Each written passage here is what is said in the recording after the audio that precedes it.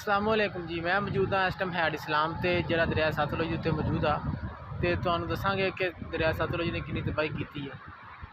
ये जरा दरिया सतलुज आ ये इत्थे पानी निकल के जा रहा है हैड इस्लाम के मुकाम तो फतू वाला चक्कर तो इस तरह अगा मोजिया जिन्हें बड़ी तबाही की है। आरियोद्दीन झड्डू मोजा अकबर शाह उमर शाह हज़ारा एकड़ फसल तबाह हो गई। होर भी बड़े मोजे की साथ आए हैं तो ये पानी के मजीद इजाफा हो रहा दिन ब दिन। इस वक्त जो पानी चल रहा वा वो 1,15,000 तकरीबन क्यूसिक चल रहा वा तो होर भी 2-3 दिन तक पानी बड़ा बढ़ेगा।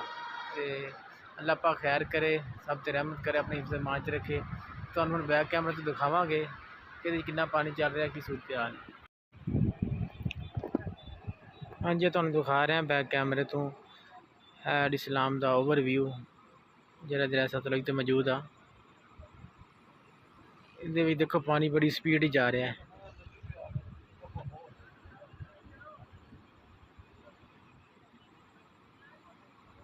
रात का टाइम है, क्लियर तो नहीं आ रहा